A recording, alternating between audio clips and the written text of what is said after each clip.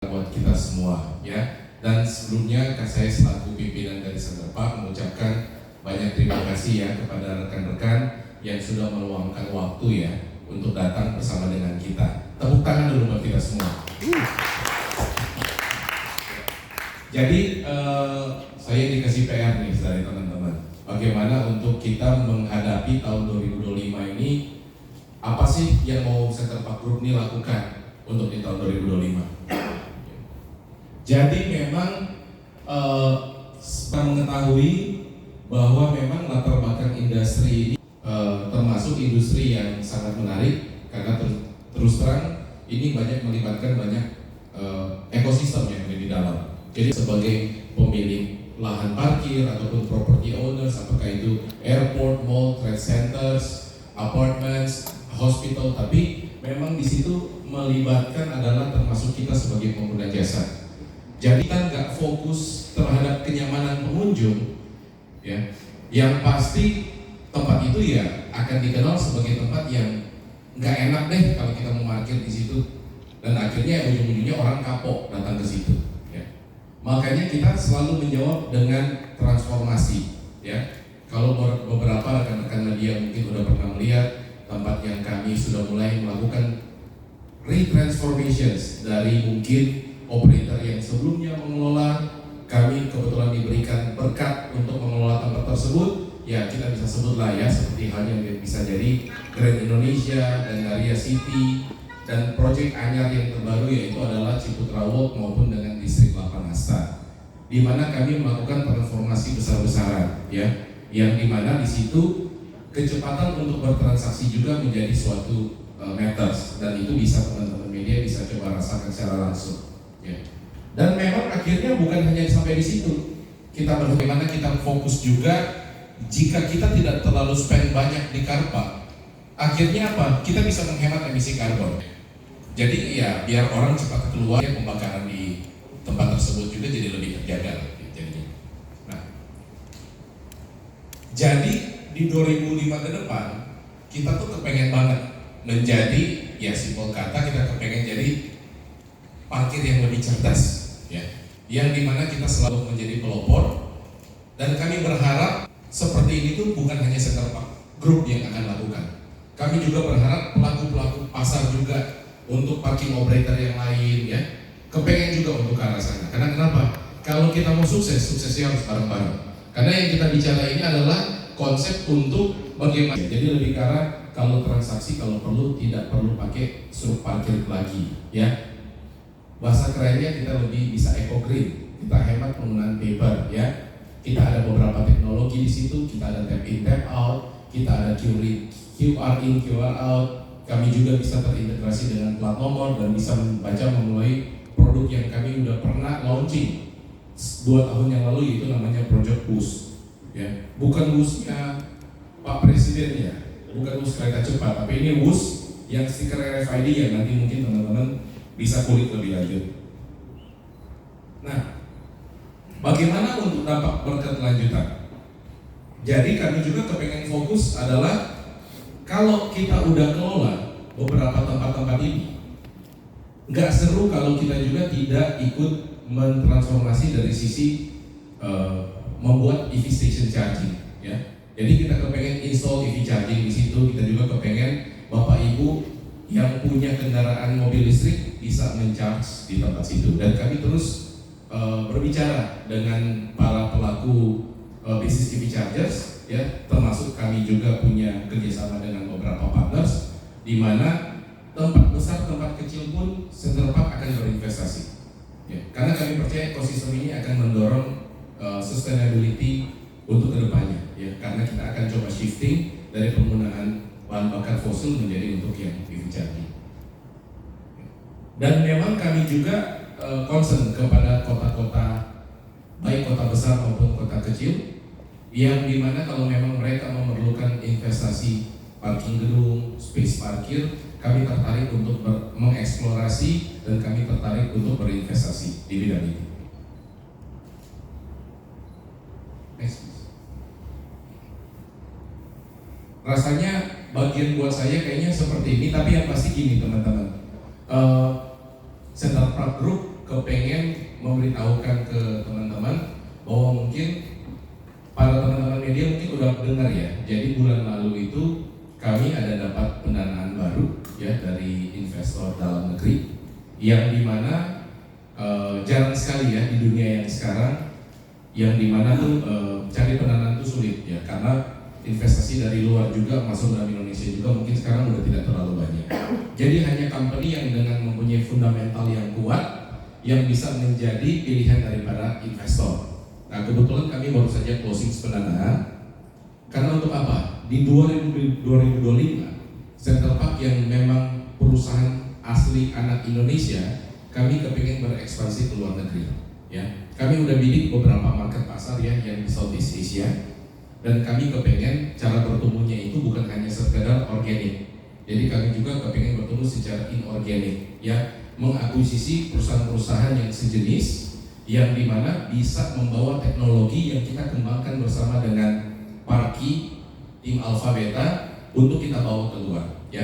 Jadi message-nya itu adalah cintailah produk Indonesia, ya. Jadi jangan dikit-dikit kelola parkir aja kita undang nih yang jago-jago dari luar, enggak. Ternyata produk yang kita punya bisa bersaing. Kita kepengen bawa dan kita kepengen membuktikan bahwa Indonesia mampu, Indonesia hebat, ya. Jadi kita ikut misi kita untuk di 2025. Mungkin dari saya seperti itu dulu. Saya serahkan mungkin ke tim yang lain. Ya. Sekian dan terima kasih. Baik, terima kasih Pak Jarod. Tepuk tangan dulu dong semua. Oke. Sudah digunakan juga oleh jasa marga ya untuk pembayaran parkir. Namun kami juga sebenarnya kepengen mengeksplorasi bahwa pembayaran seperti itu bisa juga menggunakan ekosistemnya yang sudah Parki dan Center Park bangun. Jadi kalaupun memang ada pemerintah daerah yang punya jalan tol ataupun pihak pemerintah, pemilik jalan tol kayak jasa marga, Astra ataupun CMNP, apabila mereka kepengen dibantu dengan teknologi Center Park, maka kami juga bisa membantu ya. Kan kita sempat dengar ya bahwa teknologi untuk jalan tol itu kan akan masuk, tapi cara mereka eksekusinya mungkin belum kelihatan ya. Katanya kan pakai satelit. Jadi kalau memang harus bukan hanya tap in tap out, harus memakai stiker, saya rasa biar orang tuh punya banyak opsi ya. Jadi bukan hanya sekedar tap in tap out, namun mereka bisa membayar dari long range RFID, dan di situ bisa dipilih wallet yang bisa bekerja sama ya. Apakah itu wallet bisa pakai OVO, GoPay, Dana, Link aja dan yang lain dan sebagainya, sehingga masyarakat semakin dimudahkan. Tujuannya itu sih. Jadi kehadiran Center Park kita kepengen untuk membantu hal tersebut. Bahkan suatu ke depan pun seandainya ERP udah dilakukan, kami pun udah punya platform untuk bisa mendukung untuk solusi pembayaran parkir cerdas dan untuk pembayaran hal seperti itu. Sekian dan terima kasih. Assalamualaikum warahmatullahi wabarakatuh. Terima kasih udah join buat acara Center Park ini, dan juga terima kasih buat Center Park, Pak Chandra, dan tim udah mengundang saya dari Parki. Jadi di sini saya akan bahas sedikit tentang teknologi yang sudah di-develop oleh tim Parki dan tim Center Park. Kita berdiri dengan 3 pilar utama, yaitu 1, comfort buat user, kedua, transparansi buat user dan manajemen, dan ketiga itu security yang tidak terlupakan buat semua kepercayaan dikasih customer untuk menaruh kendaraannya dalam lokasi-lokasi Center Park.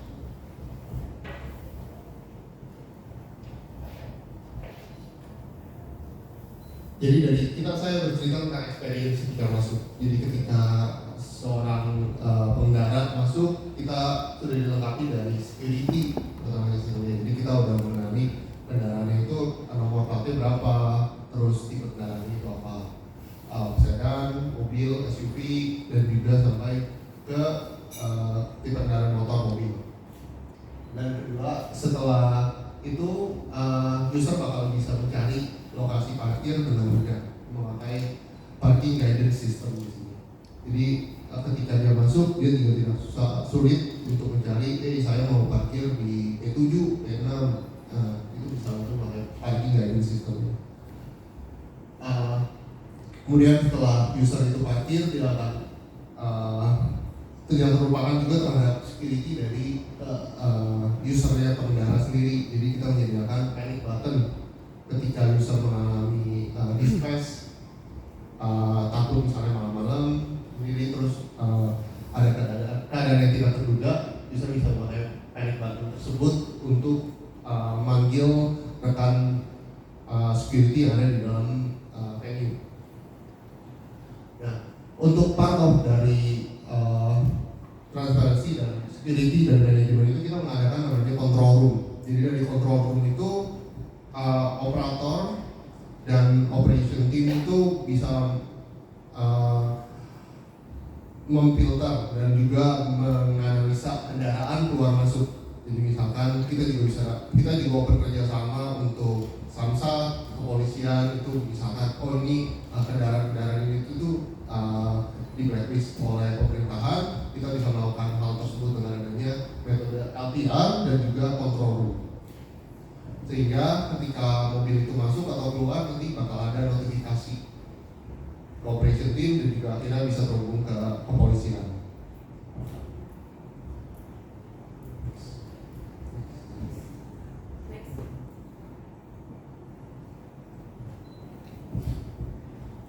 Di sini saya mau bahas sedikit tentang manfaat-manfaat diterima. Jadi manfaat pertama itu kita fokus kepada customer kita, pengendara. Itu satu seperti yang Pak Charles bilang, kita utamakan speed dari transaksi tersebut sehingga akses masuk dan keluar itu sangat cepat dibandingin dengan ini. Dan juga kita juga fokuskan ini supaya menyediakan tipe-tipe pembayaran yang ada di market. Jadi contohnya itu kita mengadakan pembayaran melalui prepaid card dan juga QRIS ketika saldo ada kurang. Karena saldo dengan adanya QRIS itu user bisa memilih mau pakai ada bank apapun atau e-wallet apapun. Dan pastinya kita utamakan itu adalah security. Dari security ini kita mengadakan sistem keamanan dan pengawasan terhadap kendaraan yang dititipkan.